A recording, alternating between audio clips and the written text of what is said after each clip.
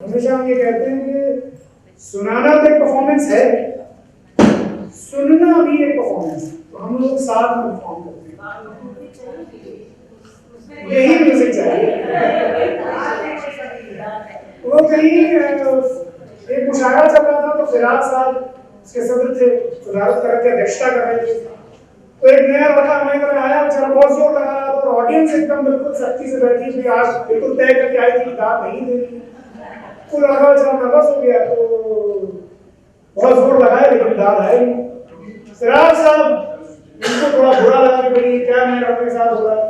फिराज साहब माइक पे गए, और फिराज साहब जब माइक पे जाते थे तो वैसे जाते थे कि जैसे कबीर कहते हैं ना कि शेर की आमद है, रंग कांप रहा है, रुस्तम का जिगर ज़ेर कफन कांप रहा है, और हस्ते सलातीन ज़मन कांप रहा है, सब एक तरफ चरखे तुमन कांप रहा है, शमशीर बखफ देख के हैदर के पिसर को जिब्रील लरसते हैं समय के गुल पर। तो फिराज साहब आए, फिराज साहब ने कहा देखिए ऐसा है, आप लोगों ने सैकड़ों सालों तक अंग्रेजों की गुलामी बर्दाश्त की है, 2-4 दिन से दौले में बर्दाश्त करी।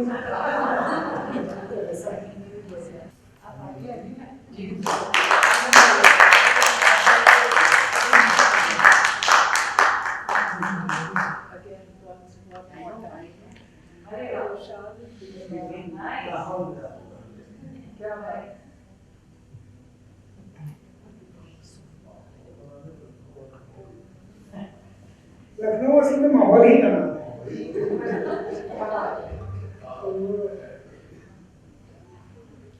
और दास्तान भी उसी का नाम। दास्तानों में कहते थे कि तूल देना, तो तूल देना क्या है? माहौल।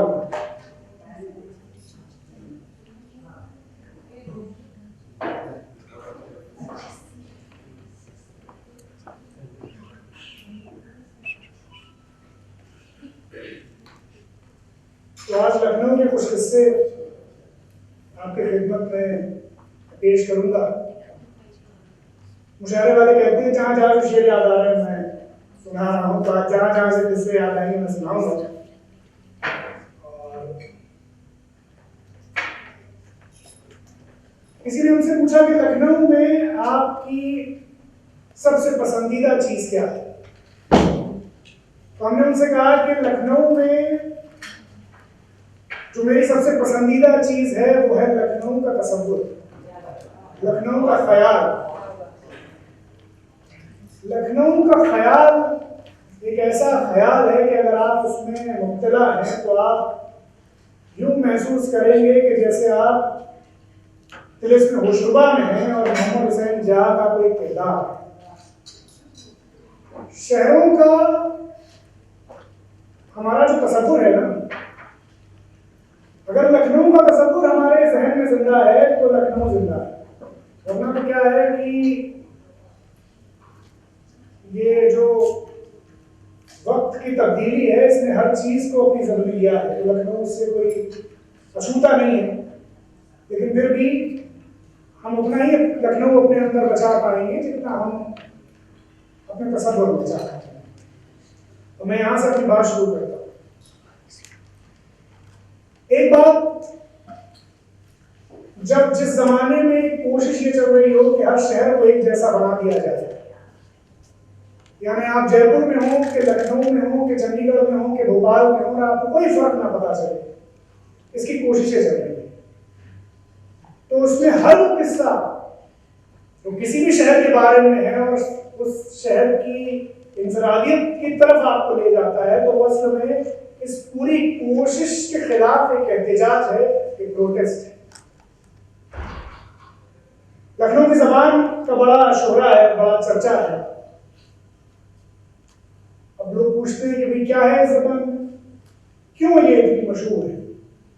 क्या जबान तो बहुत जगह है और पहले जबान बहुत जगह है, लेकिन ये लखनऊ का ही जिक्र क्यों आता है जब जबान का जिक्र आता है? किस्सा है, सच है या नहीं मुझे नहीं पता। हमारे उस्ताद ये कहते थे कि किस्सों में सच ढूंढना जो है ये बेईमानी है। किस्सों की दुनिया में जो कुछ घट रहा है वो सब सच है, और अगर आप उसे सच नहीं मान रहे हैं तो आप खराब तरह से किस्से सुनने वाले हैं। तो बात ये हुई कि एक साहब कहीं से आए इसी गुत्थी को सुलझाने के लिए कि भाई ये लखनऊ की जबान का इतना चर्चा क्यों है, इतना शोरा क्यों है, इतनी धूम क्यों है। तो पहुंच गया लखनऊ, अमीनाबाद चले गए। इन दिनों में अमीनाबाद जाने से घबराते हैं लोग क्योंकि वहां इतनी भीड़ होती है। तो अमीनाबाद गए तो वहां पार्क के गेट, उस जमाने में कुछ गुल फरोश औरतें रहती थी, फूल बेचने वाली रहती थी। अब ये साहब जो अपने आप को बड़ा जबान का गिरवीदा और परस्तार समझते थे और इसी गुत्थी को सुलझाने के लिए आए थे, इन्होंने जब ये देखा कि ये औरतें बैठी हुई हैं फूल बेचने वाली हैं, तो एक औरत जो थी उस पर इनकी नजर पड़ी। उसने हरे रंग की साड़ी जेबतन की हुई थी। अब इन्होंने जरा उसको एक टक देख लिया। अब ये जो था किसी को घूर घूर कर देखने का चलन, ये लखनऊ में उस जमाने में मायूस समझा जाता था। अच्छा, फिर ये चूंकि शेरवानी पहने हुए थे, छड़ी लेकर आए थे, तो शायद ये भी गुमान था भाई ये तो मामूली औरत है, फूल बेचने वाली है क्या। जब इसने इनको देखा कि ये घूर घूर कर देख रहे हैं, तो उसने कुछ अपने आप को संभाला, बोली इनसे कुछ नहीं। फिर इन्होंने क्या किया, ये वो जमाना था जब शायराना जबान बोलने वाले को बड़ी बरदरी हासिल थी माशरे में। उन्होंने एक मिसरा उछाला कि सब्ज साड़ी में तेरा तन देखा। इनको ये लगा कि भाई ये मामूली औरत है, मैं शेर का मिसरा उछालूंगा, ये इम्प्रेस हो जाएगी, मरूब हो जाएगी, और अब यहाँ बाजी पलट गई। वो औरत जैसे ही इन्होंने मिसरा उछाला कि सब साड़ी में तेरा तन देखा, उसने अपने तेवर खड़े किए और इनसे पूछा कहाँ के रहने वाले। अब इनको तो उम्मीद ही नहीं थी, कोई तवक्को ही नहीं थी कि ऐसा भी हो सकता है। अब ये लटपटाए, इन्होंने खुद को संभाला, बोला नहीं मैं लखनऊ का ही हूं। उसने इनसे कहा नहीं लखनऊ के तो नहीं। अब इनको ऐसा लगा किसी ने इनके वजूद पर सवाल कर दिया, भाई ये फूल बेचने वाली उनसे कह रही है कि तुम लखनऊ के नहीं। उन्होंने फिर फरमाया कि मैं लखनऊ का ही हूं। उसने फिर कहा नहीं लखनऊ के तो हो ही नहीं सकते। अब इन्हें तजस्सुस हुआ कि ये ऐसा क्यों कह रहे हैं। उन्होंने फिर कहा कि नहीं मैं लखनऊ का ही हूं, यकीन कीजिए। मैंने कहा नहीं लखनऊ के होते हैं तो इस तरह कहते हैं। अब इन्हें तजस्सुस हुआ कि नहीं ये क्या है। उन्होंने पूछा कि लखनऊ के होते तो किस तरह कहते। तब उस फूल बेचने वाली ने फरमाया कि लखनऊ में किसी सिंफ नाजुक से, किसी खातून से ये कहना कि मैंने आपका तन देखा, ये कोई शान की बात नहीं है, ये घटिया बात है, और कोई भी शरीफ आदमी, कोई भी लखनऊ वाला ऐसा नहीं कहे। तो उन्होंने पूछा कि भाई लखनऊ के होते तो किस तरह कहते। तब उसने फरमाया कि लखनऊ के होते तो इस तरह कहते कि सब फानूस में एक शम्मा को रोशन दे।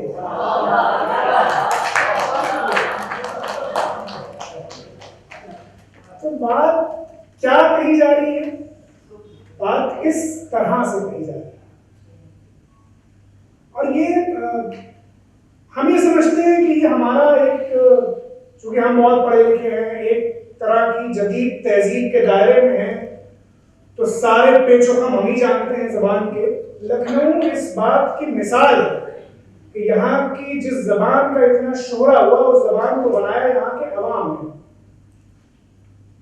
जो लोग उर्दू से वाकिफ हैं भी जानते हैं, मुअज़्ज़म लखनवी साहब ने एक बहुत मशहूर लुगत तैयार की, कई साल लगाए, कई वॉल्यूम्स में। और मुअज़्ज़म साहब ने ये लिखा है कि जब मैं लुगत को तैयार कर रहा था तो मैंने खास तौर पर अपने कुछ लोगों को भेजा शीश महल में, पुराने घरों में, उन घर में काम करने वाली औरतों के पास कि जो बिल्कुल भी पढ़ी लिखी नहीं थी, लेकिन जबान उनके पास थी। तो जो लफ्ज वो बोलती थी उन्हें हम मुस्तनद मानते थे। तो ये था लखनऊ, जबान की बात। जबान से आगे बढ़े तो किस्सा वही चूंकि हम कर रहे हैं, तो किस्से की भी एक बात बता देते हैं कि जैसे एक लखनऊ में एक आहिस्ता मिजाजी है, एक धीमापन है। अब क्या हुआ कि हमें ये तो समझना पड़ता है, ये हालांकि बहुत जमाने बाद एक ऐसा प्रोग्राम हो रहा है जो 5:10 पे शुरू होना था 5 बजे शुरू हो गया, लेकिन आमतौर पर होता है कि 5 बजे अगर छपा हुआ है तो 5:30 पे शुरू होगा, ये मान के चला जाता है। लखनवी आहिस्ता मिजाजी है, तो उसने क्या है कि लखनऊ में थे टेलर मास्टर, एक मास्टर साहब दर्जी, उनके बारे में मशहूर था कि अगर आपने उन्हें 2023 में कपड़ा दिया सिलने के लिए, तो 2027 में वो ये ख्याल अपने जहन में लाने की कोशिश कर रहे हैं कि भाई आपका कपड़ा जो है सिल हो जाए। तो एक बार एक नवाब साहब बड़े जलाल में बड़े गजबनाक होकर उनके पास आए और उन्हें खूब डांटा। वजह ये थी कि नवाब साहब ने कई साल पहले उन्हें शेरवानी सिलने के लिए कपड़ा दिया था, और जब 4-5 साल हो गए थे और शेरवानी सिलने की तो बात दूर है, सिलने का कोई जिक्र ही नहीं आया। तो जब बहुत डांट चुके हो और वापस चले गए, और ये मास्टर साहब जो हैं बेचारे रुस्वा होके जिल्लत-पजीर होके वापस घर में गए, तो उनकी बेगम ने इनसे पूछा कि क्या मजा है, ये ऊंची ऊंची आवाजें कैसे आ रही थी। वो जमाना था कि ऊंची आवाजें लखनऊ में नापसंदीदा होती थी। तो इन्होंने फरमाया कि भाई नवाब साहब हैं, इससे बड़ी गलती हुई, मैंने कई साल पहले उसे कपड़ा लिया था शेरवानी सिलने के लिए और मैं सिल के दे नहीं पाया अब तक। तो उन्होंने मुझसे कहा कि अगर इस साल तुमने शेरवानी सिल के नहीं दी तो मैं तुम्हें छड़ी से मारूंगा। अब इतना सुनना था कि बेगम ने मास्टर साहब का गिरबान पकड़ा, 3-4 घंटा मारा, कहा इतना अर्जेंट कस्टमर लेने की जरूरत क्या थी। लखनऊ का एक अपना पूरा मिजाज है। अच्छा सर, ये नहीं कि जबान है या एक बयान है, ह्यूमर भी बड़ा लखनऊ का ह्यूमर एक अलग तरह का ह्यूमर है, बहुत सारे किस्से उस पर हैं। मैं पहले आपको ले चलता हूँ खाने पीने के किस्से की तरफ, और उसमें भी आमतौर पर ये माना जाता है कि लखनऊ में सिर्फ नॉनवेज की धूम है, और जब हम ये समझते हैं कि भाई वेज खाना क्या है लखनऊ का, बहुत कम लोग इस पर बात कर पाते हैं। एक किस्सा जो शरफ ने बयान किया है वो खास तौर पर मैं हमेशा सुनाता हूँ। उस लखनऊ में कि आसफुद्दौला के जमाने में एक बावर्ची आया। आसफुद्दौला बहुत मशहूर थे अपनी सखावत के लिए, अपनी दानशीलता के लिए। ये फरमाया जाता था कि भाई जिसको न दे मौला उसको दे आसफुद्दौला। और वो कहानी आप सबने सुनी है कि उन्होंने इमामबाड़ा बनवाया और जिस तरह से वो बना कि जो लोग काम नहीं कर पाते थे उनके यही काम था कि वो रात के अंधेरे में आए, ताकि दिन में उनकी रुसवाई हो जाती है और उनके काम करते हुए देखता तो रात में आते थे और जितना तामीर हुआ होता था उसे गिरा दिया जाता था। अब क्या हुआ कि इनके पास एक बावर्ची आया, उसने कहा हुजूर मैं नौकरी चाहता हूँ। ने कहा ठीक है भाई आप आ जाइए नौकरी पे। मेरी कुछ शर्तें हैं। अब नवाब साहब को बड़ी हैरानी की भाई ये तो नौकरी मांगने आए, शर्तें बता रहे हैं, उल्टा काम है। खैर उन्होंने पूछा कि भाई क्या शर्त है। उन्होंने फरमाया कि भाई मैं सिर्फ दाल पकाता हूँ, और दाल में भी सिर्फ उड़द की दाल पकाता हूँ। अच्छा ये बात उस जमाने में कही जा रही है जब एक बावर्ची मतलब 20-20 किस्म के पुलाव और 10-10 किस्म की रोटियां पकाने के लिए मशहूर था, और यही सबसे बड़ी खासियत समझी जाती थी। तो नवाब साहब ने जब ये सुना कि भाई एक साहब आए हैं जो सिर्फ उड़द की दाल पकाते हैं, सिर्फ दाल पकाते हैं, लेकिन अब आसफुद्दौला के आसफुद्दौला थे, आजकल के एम्प्लॉयज की तरह नहीं थे, तो उन्होंने रख लिया। उन्होंने कहा नहीं अभी मेरी एक और शर्त है, अभी मैंने खुद को आपके यहाँ नौकरी पर ही रखा है, अभी एक और शर्त है। वो ये बोले कि भाई मैं सिर्फ उड़द की दाल पकाता हूँ, और जब आपको उड़द की दाल खानी हो तो आप उससे कुछ दिन पहले मुझे बता दीजिएगा। एक शर्त ये भी। ने कहा ठीक है कर लेंगे ऐसा। बोले भी एक और शर्त।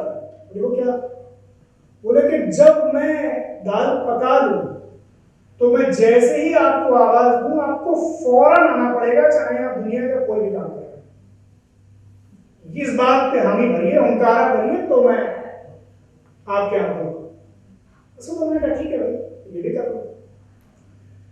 कई दिन गुजर गए, एक दिन ख्याल आया कि भाई उस नए बावर्ची को रखा है तो उसकी कुछ आजमाइश की जाए।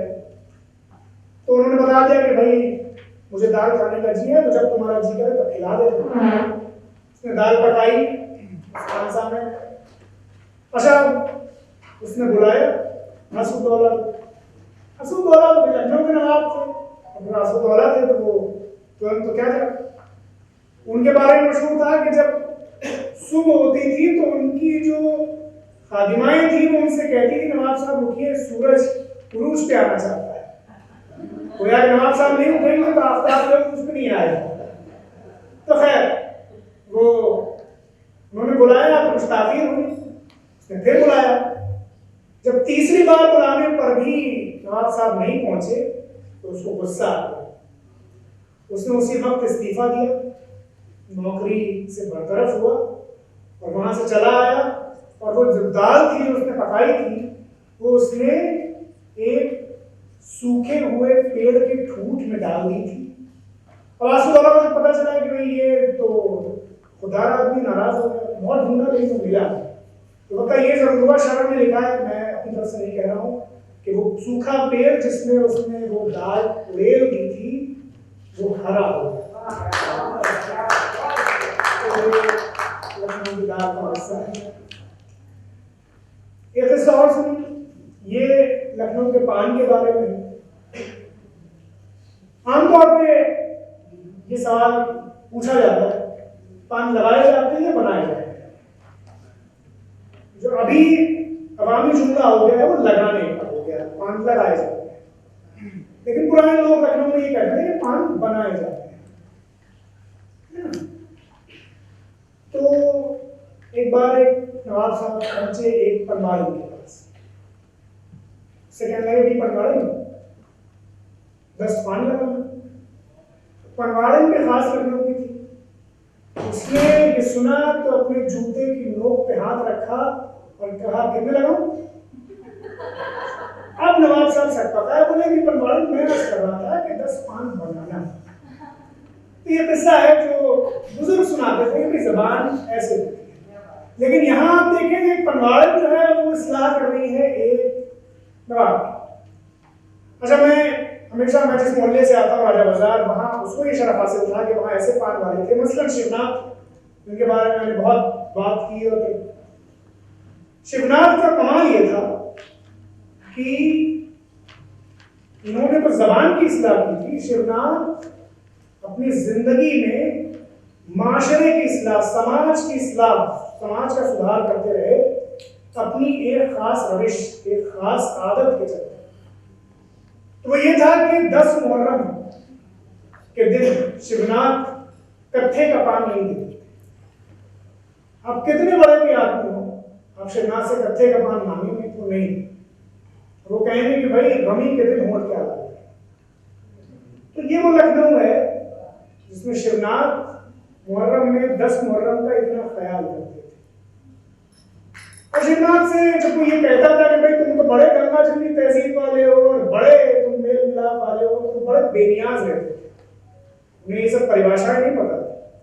उसे इतना कहते थे भाई ये हमारा चलन था जो हमने सीखा अपने बुजुर्गों से, तो हम इसे निभा रहे हैं। तो अब जब हम देखते हैं कि लखनऊ में शादी बारातों में वो एक मसनूई किस्म का पान दरबार लगता है जिसमें वो नवाबों के कैरिकेचर के साथ पान लगाए जाते हैं, तो मेरे मन में ये ख्याल आता है कि मुझे बताएं कि समझो कि लखनऊ के पान की लज्जत क्या थी। वो शाहाना नहीं थी, फकीराना थी। उसे शिवनाथ जैसे पान वालों ने अपनी रूह से मोहब्बत किया। लखनऊ का अलमिया ये है कि हर घटिया से घटिया चीज अपने माथे पर शाही की चिप्पी लगाए बाजार में जलवा है। तो ये जो ब्रांड लखनऊ है शाहाना, इसमें हम उन्हीं लोगों को बाहर कर देते हैं कि जिनकी वजह से ब्रांड बना। तो हमें क्या लगता है कि भाई जो अच्छी अंग्रेजी नहीं बोल पाता, जो अच्छी उर्दू नहीं बोल पाता, वो तो लखनऊ वाला हो ही नहीं सकता। तो ये जो लखनऊ का ख्याल है ये यकरंगी ख्याल है। तो ये जितने किस्से मैं आपको सुनाऊंगा ये इसी बात को मजबूत करेंगे कि भैया लखनऊ जो है ना वो है इसके लोगों में। और वो कैसे लोग हैं? वो सब आम लोग हैं। लखनऊ में नवाब भी है और उनका एक कॉन्ट्रीब्यूशन है, उसको नकारा जा ही नहीं सकता। लेकिन बात यह है कि ये ख्याल अपने आप में बहुत समंती ख्याल है कि जो भी तरक्की हुई वो एक खास तरह के सामाजिक रुतबे वाले लोगों की वजह से हुई। एक और किस्सा सुनिए। लखनऊ को हम मानते हैं नजाकत नफासत का शहर। हम ये भूल जाते हैं कि वही शहर है जहां पर 1857 में जैसी लड़ाई हुई शहर के अंदर हिंदुस्तान के किसी शहर में नहीं, और जिस तरह से लड़े लखनऊ वाले। हडसन जिसने बादशाह जफर के बेटों को गिरफ्तार किया, कत्ल किया, उसको हुकूमत ने भेजा लखनऊ, क्योंकि उसका उस जमाने में नफसियाती आतंक कितना था। हडसन जाएगा तो फिर इनकलाब का मनोबल तो ऐसे ही टूट जाएगा। अब इस हडसन को जब मारा लखनऊ वालों ने बेगम कोठी पे जनपद में, तो नारा क्या लगा कि दिल्ली का बदला लखनऊ ने लिया। तो ये भी लखनऊ वाले थे, और वो भी लखनऊ वाले हैं कि दो किस्से हमें मिलते हैं। एक वहां थे सड़े हैदरी खान। अब उसका क्या था मामला कि भाई आमतौर पे आजकल भी वही चल रहा है कि दरबार के साथ मुंसलिक हो जाने तो बहुत फायदे का सौदा समझा जा रहा है। तमाम हमारे जो मुसन्निफ हैं, जो आर्टिस्ट हैं, वो सब एक तरफ से एक साथ में खड़े हो जा रहे हैं। तो ये सड़े हैदरी खान थे, नवाब ने बुलाया, पहले पूछा अपने दरबारियों से कि सबसे बड़ा गवैया कौन है लखनऊ में, तो बताया गया कि सड़े हैदरी खान है। नवाब साहब ने कहा भाई इनको बुलाओ दरबार में। तो लोगों ने कहा कि दरबार में नहीं आती है, दरबार में नहीं है। नवाब साहब को गुस्सा आया, भाई ये मैं बुला रहा हूँ, नहीं आएंगे, नहीं आए, गिरफ्तार कर रहा। अब उनसे कहा कि भाई मैं तुम्हारी गर्दन काट दूंगा और तुम जो मुझे गाना सुनो। सड़े हैदरी खान ने कहा भाई काट दो, गाना तो मैं ऐसे नहीं गाऊंगा। तो नवाब साहब ने पूछा भाई कैसे गाते हो? तो उनके दरबारी में इशारा किया कि थोड़ी खुशामद कर दो, इनकी कलाकार का ईगो होता है। तो थोड़ा उनकी खुशामद की नवाब साहब ने, तो उन्होंने बताया फरमाइशें की कि भाई ये पूरियां लाओ और मलाई लाओ और ये लाओ वो लाओ, सब इकट्ठा किया गया, तब वो गाने के लिए तैयार हुए। अब नवाब साहब ने शर्त लगाई कि भाई कोई ऐसी चीज सुनाओ कि एक ही बंदिश में तुम मुझे खुश भी कर दो और ज़ारा पता रुला दो। सड़े हैदरी खान ने ऐसा कर दिया। अब नवाब बहुत खुश हुए, तो उनको लगा भाई उनको नवाब जिसके पास पैसा होता है उसे लगता है कि हम सब चीज खरीद सकते हैं। तो सड़े हैदरी खान से कहा भाई मांगो जो तुम्हें मांगना हो, सब दे दो। सड़े हैदरी खान ने कहा भाई कुछ मांगना, कुछ देना चाहते हो, बस इतना करो कि हमें दोबारा मत बुलवाना, बस इतना। तो उन्होंने पूछा भाई कि क्या है, तुम तो यहाँ तो आने के सब परेशान रहते हो, तुम कह रहे हो कि भाई दोबारा मत बुलवाना। बोले तुम्हारा तुम तो हो ना, तुम्हारा क्या भरोसा, तुम खुश हो आज कोई इनाम दे रहे हो, कोई गुस्सा हो जाओ, गर्दन काट लोगे। तो तुम मर गए तो लखनऊ को दूसरा नवाब मिल जाएगा, मैं मर गया तो लखनऊ को दूसरा सड़े हैदरी खान नहीं मिलेगा।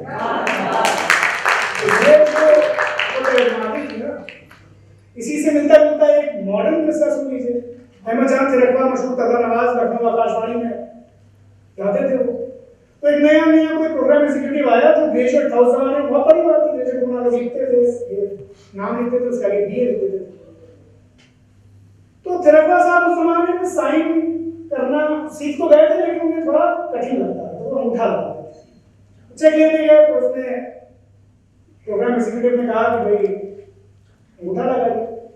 तो साइन करने के लिए कहा, उन्होंने कहा वो इंक मंगवाओ, अंगूठा लगाएंगे।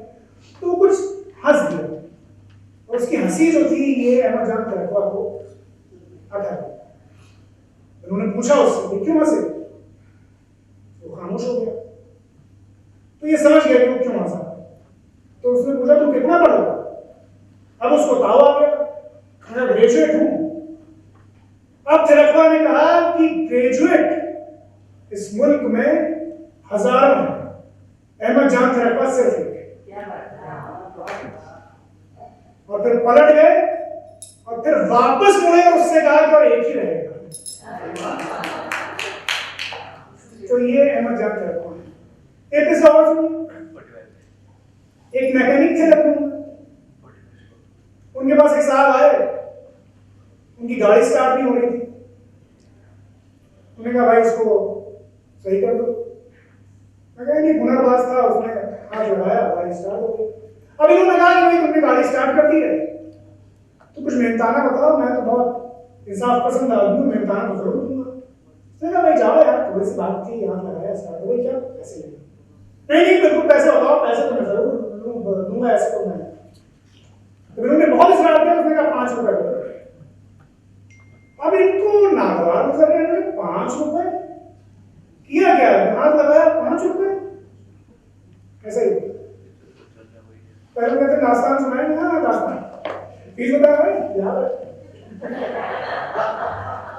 तो कहता यार 1 घंटा बोलोगे तुम, कितने पैसे बता रहे हो तुम?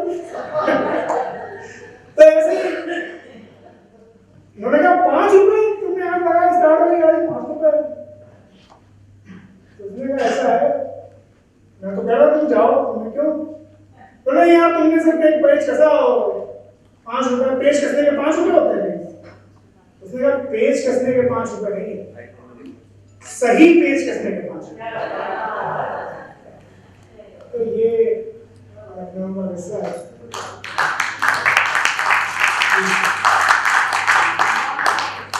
किस्सा और सुनाता हूं मैं। पुराने जमाने में जब हाकिम जो होते थे, लखनऊ में खास तौर पे चूंकि दास्तानगोई का शहर था, बात से बात निकालने का शहर था, तो बात कई बार बढ़ जाती थी। तो एक नवाब साहब थे, उन्हें जरा लंबी लंबी हाँकने का शौक था, लेकिन उनकी अच्छी बात ये थी कि वो ये समझ जाते थे कि हाँ वो लंबे निकलते हैं। तो उन्होंने खास तौर पर एक आदमी को मुकर्रर किया था जिसकी ड्यूटी ये थी कि जब वो दूर निकल जाए तो उनका हाथ दबा दें। तो कहीं महफिल में लंबी लंबी हाथ में तो बोल देगा तो फिर रुसवाई हो जाएगी, तो हाथ दबा। तो एक बार ये नवाब साहब जो थे, ये किसी महफिल में अपने शिकार का किस्सा बयान कर रहे थे। अब इन्होंने फरमाया कि भाई एक बार मैं शिकार पे गया, हिमालय गया और पहाड़ की सबसे ऊंची चोटी में मैंने खेमे गाड़े और हमारे सारे मुलाजिम जितने रात हुई सो गए, लेकिन मुझे नींद कहाँ आने वाली थी। मैं शेर के शिकार पे गया था, मैंने कहा अब इस शेर को जो आदमखोर बन चुका है, इसका बड़ा आतंक है, इसको मार के दम दूंगा। वो सारे साथी सो गए लेकिन मैं जगता रहा। और फिर मैं जरा उठा रहा तो मैंने कहा ठंडी हवा खा ली जाए, पहाड़ पर टहलने लगा तो मैंने देखा पहाड़ी के नीचे बहुत दूर 2 चीजें चमक रही हैं। अब मेरी दूर अंदेशी है, मैं समझ गया कि ये होना हो शेर ही है। मैं जल्दी से गया, खेमे से अपनी बंदूक निकाल के लाया, मैंने निशाना ताना और एक ही गोली में शेर को घेर दिया। और मैं जरा सा नीचे उतरा तो मैंने देखा कि 50 फुट का शेर। अब जब 50 फुट का तो उसने हाथ डाला, तो फिर ये तुरंत संभाला ही अपनी बात। बोले फिर मैं थोड़ी और नीचे उतरा तो मुझे लगा कि 45 फुट का तो था, और उसने गिरा डाला। तो फिर ये बोले कि मैं थोड़ा और नीचे उतरा और मैंने देखा कि नहीं 40 फुट का था। उसने फिर हाथ डाला। मैंने कहा अब मैं नीचे उतरा, मैंने इंची टेप मंगवाया और मैंने नपवाया और मैंने कहा कि 35 फुट का शेर था। अब उसने जरा जोर से हाथ डाला, मैंने हाथ को झटक दिया, कहा अब नप चुका।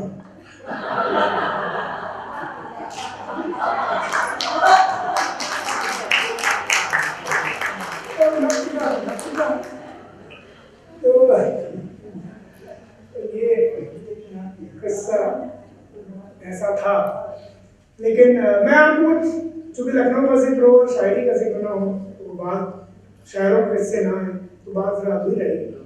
तो आजकल एक दौर है, उसको हम कहते हैं क्या, एक पुनरुत्थान का दौर है ना। अब मैं इसके आगे नहीं बोलूंगा, मैं किस्सा सुनाता हूँ। फिराज साहब के पास एक जमाने में एक आदमी आया। उसने कहा फिराज साहब, वो पिछले दिनों मेरे घर की तामीर हो रही थी तो खुदाई हुई तो कुछ तारनुमा चीज निकली। तो इससे ये पता चलता है कि हजारों बरस पहले हमारे यहाँ बिजली थी। अब फिराज साहब थे, मजाज बोले फिराज साहब, वो पिछले दिनों हमारे यहाँ भी घर में कुछ तामीर हो रही थी तो खुदाई हुई तो तारनुमा कोई चीज नहीं थी। तो इससे पता चलता है कि हजारों वर्ष पहले हमारे यहाँ वायरलेस भी था। तो ये का किस्सा, मजाज लखनवी, मैं बड़ी उनकी एक नज़्म सुनाता हूँ आपको कि आमतौर पर जब हम लतीफ़े सुनाते हैं तो मजाज का अलमिया ये है कि उनके लतीफ़े इतने मशहूर हुए कि शायरी पर कम लोग बात करते हैं, शायरी पे बात करने के लिए शायरी पढ़ना पड़ता है। मैं आपको एक नज़्म सुनाता हूँ मजाज की, नजर दिल उसका उन्वान है। 25 साल की उम्र में कही थी मजाज ने।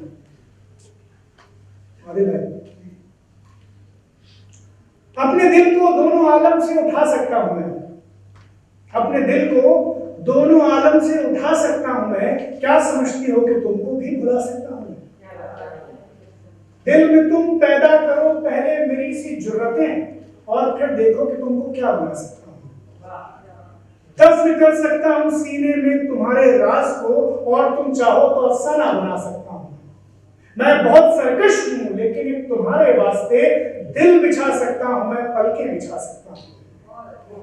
तुम अगर रूठो तो एक तुमको मनाने के लिए गीत गा सकता हूं मैं, आंसू बहा सकता हूं मैं।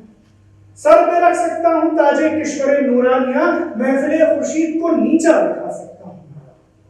तुम के बन सकती हो हर महफिल में फिरदौसे नजर, तुम कि बन सकती हो हर महफिल में फिरदौसे नजर, मुझको ये दावा कि हर महफिल बिछा सकता हूं। ये पूरी तरह रोमांटिक है। और आखिरी में मजाज क्या कह रहे हैं, आओ मिलकर इनकलाबे ताजा तर पैदा करें। मजाज तब कह रहे हैं जो बाकी शायर क्या कह रहे थे कि मुझसे पहली इस मोहब्बत मेरी महबूब ने मांगी, तब मजाज ये कह रहे हैं कि आओ मिलकर इनकलाबे ताजा तर पैदा करें। तो मजाज का जो महबूब है वो इनकलाब की राह में हाइल नहीं होगी, अवरोध नहीं, साथ में इनकलाब। आओ मिलकर इनकलाबे ताजा तर पैदा करें, लहर पर इस तरह छा जाएं कि सब देखा करें। ये मजाज, मजाज के लतीफे। मजाज साहब गए कश्मीर, असर लखनवी क्या ठहरे थे वो। असर साहब वहाँ ऑफिसर थे, शायर भी थे ऑफिसर भी थे। उन्होंने दिखाया मजाज को कश्मीर। वापसी जब वापस होने लगे तो असर ने पूछा मजाज से कि भाई मजाज तुम्हें कश्मीर अच्छा लगा, यहाँ के कुदरती नज़ारे बड़े मशहूर हैं, तुमने देखे, पसंद आए। तो मजाज बोले हाँ नज़ारे तो बहुत अच्छे दिखाई दिए, बीच में कुछ पहाड़ वहाड़ आ रहे थे और ना अच्छे से दिखाई देते।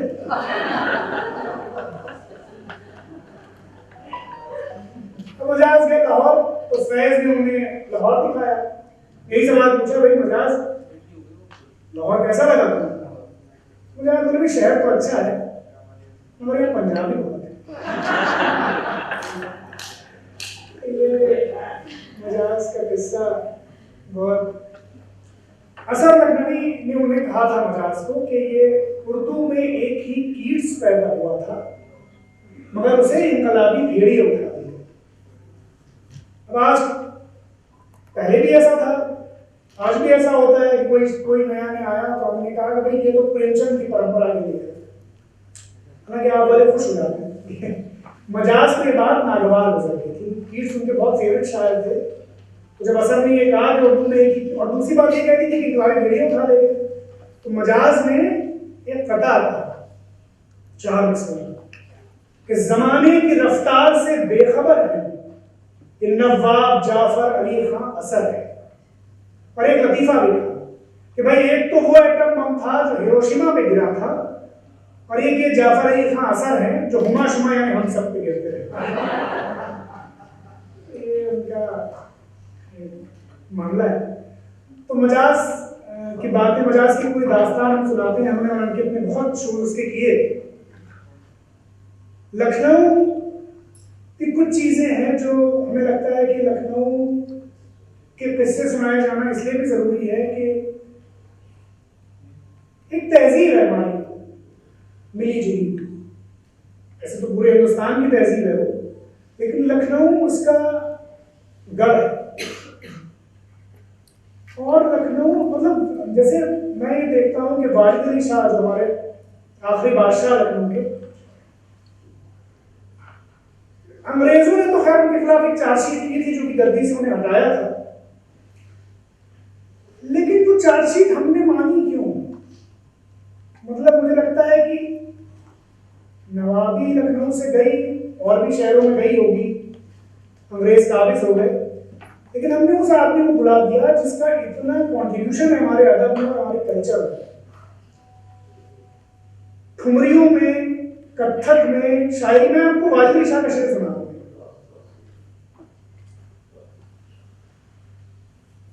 साकी की नजर, साकी का करम, साकी की नजर, साकी का करम, 100 बार हुई 100 बार हुआ। ये जमीन, इस पर गौर कीजिए। साकी की नजर, साकी का करम, 100 बार हुई 100 बार हुआ। ये सारी खुदाई, ये सारा जहां, मैं ख्वार हुई मैं ख्वार हुआ। जब दोनों तरफ से आग लगी राजी व रजा जलने के लिए, तब शम्मा उधर परवाना इधर, तैयार हुई तैयारी।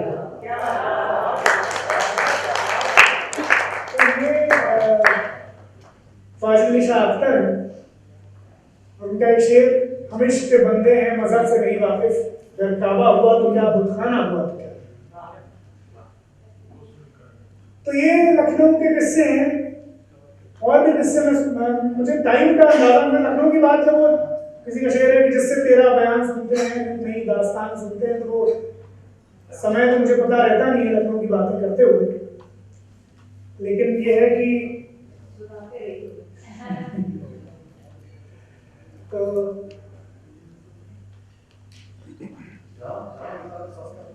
हाँ, जानिसार साहब किस्सा मैं सुनाता हूँ। तो जानिसार साहब जो है ये साहिर के बड़े करीबी दोस्त थे, साथ में ही रहते थे साहिर गिरफ्ती के। साहिर को जब पद्मश्री मिल गया 1976 में,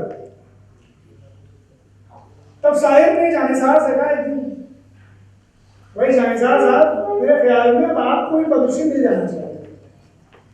अब ये साहिर हमेशा बड़ी कड़वी बातें करते थे जानिसार से, जानिसार को यकीन नहीं हुआ भाई आज इस कदर अच्छी बातें कैसे कर रहे हैं, तो उन्हें कोई तवज्जो ही नहीं दी। अब साहिर ने फिर कहा भाई जानिसार साहब आपको पद्मश्री मिल जाना चाहिए। तब जानिसार ने कहा भाई सब खैरियत।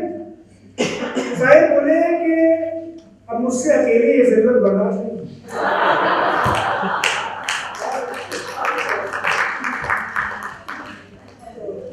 ऐसा जानिसार अख्तर का क्या, जानिसार अख्तर मजाज, कैफी, ये पूरी कहकशां है। और ये लखनऊ से, मैं कैफी का एक किस्सा आपको सुनाता हूँ। लखनऊ, किस्सा लखनऊ का तो नहीं है, लेकिन कैफी को लखनऊ जाने की क्या दीवानगी थी वो इसका किस्सा है कि चूंकि कैफी के वालिद ने अपने सब बच्चों को अंग्रेजी तालीम दिलवाई थी, तो ये हुआ था कि भाई जब उनके घर पे मुसीबत आई, यानी कैफी की 4 बहनें जो थी कैफी से बड़ी, वो एक के बाद एक इंतकाल फरमा गई थी।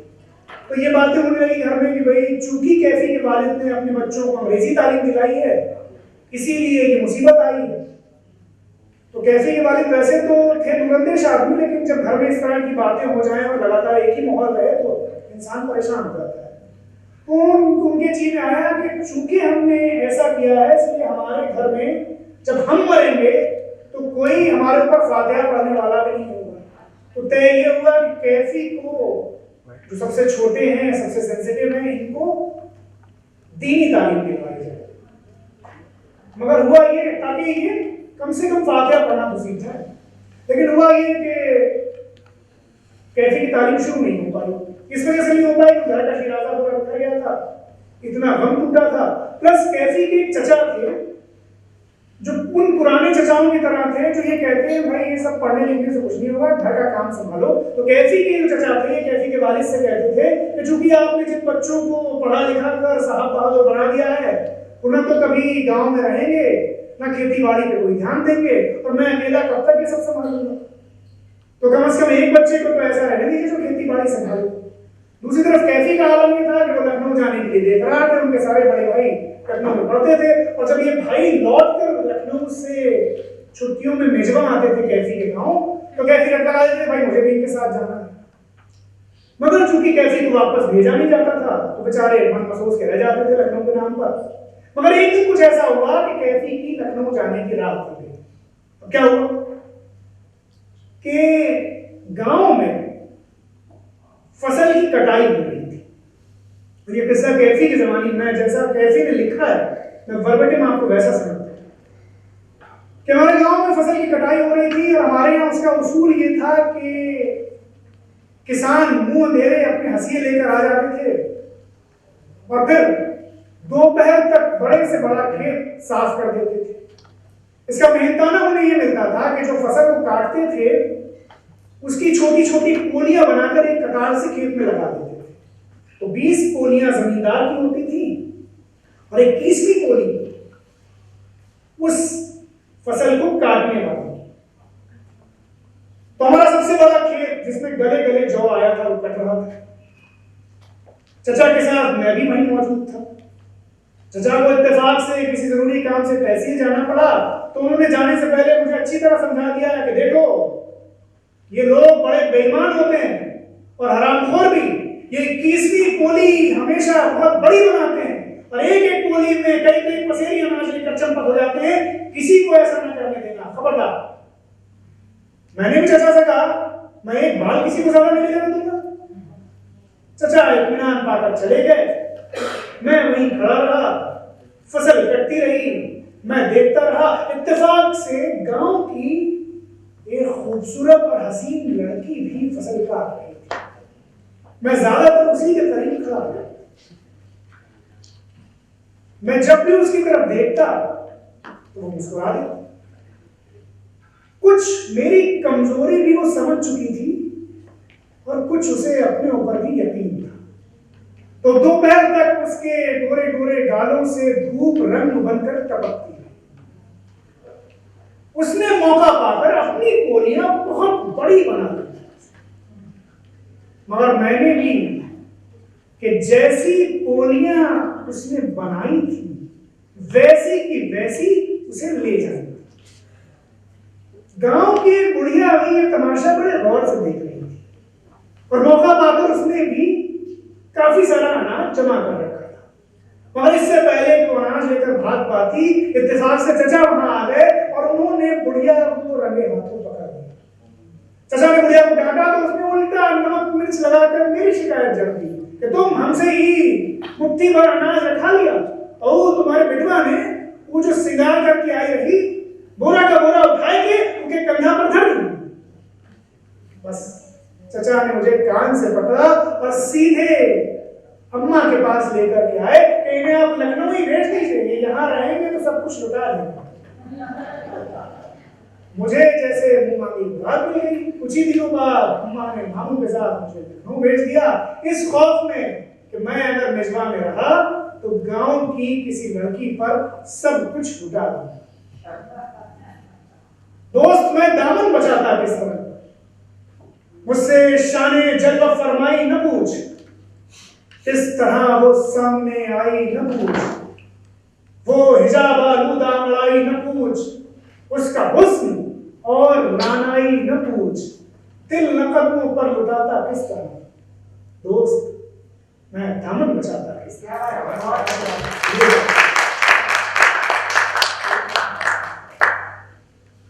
एक किस्सा कैफी का और मुझे लखनऊ के हवाले से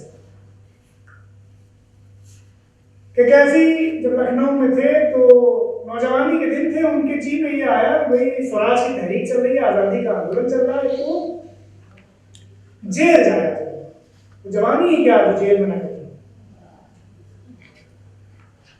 अब क्या हुआ कि लखनऊ में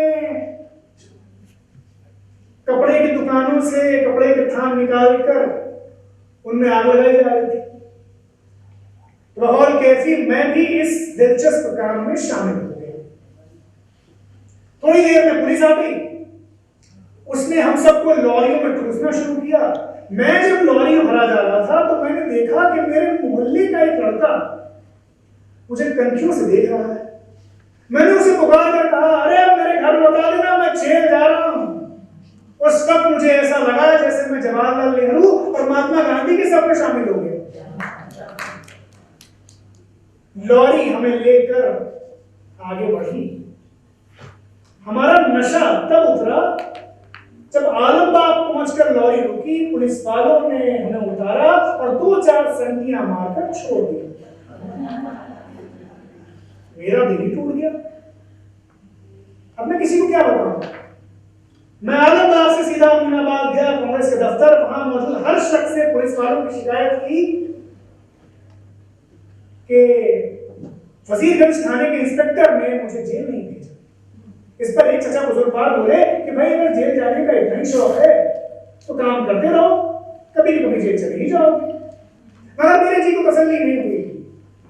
तो मेरे खेमे में एक बंगाली नौजवान था जो बम बनाने का नुस्खा जानता था।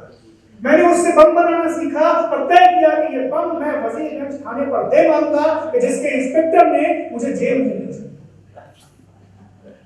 हम गोमती किनारे गए, वहां बम बनाया और वजीरगंज थाने पर फेंकने वाले थे कि मेरा दिमाग चला। मैंने सोचा कि बम को फेंकने से पहले इसकी आजमाइश करी जाए कि ये बना भी है या नहीं।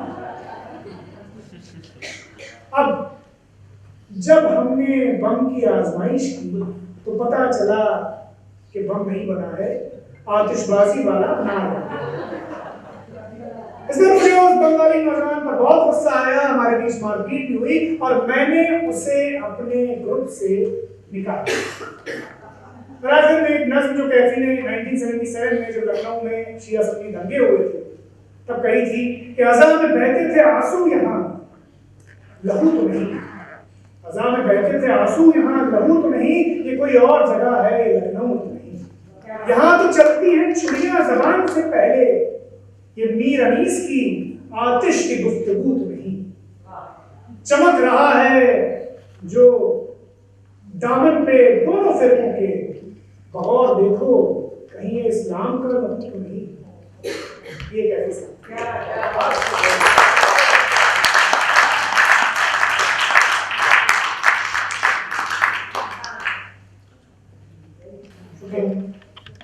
These simple social interaction truly justify why it stands out.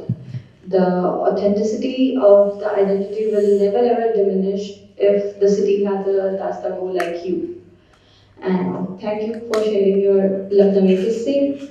I would also like to request if Miss Reema Ahuja and Mr. Faisal Al-Qazi to kindly grace the stage, and if we can have Nilima ji to present this small token of appreciation, the Kanta fabric all the way from Kolkata to a panelist. Miss Reema Ahuja, Mr. Faisal Qazi.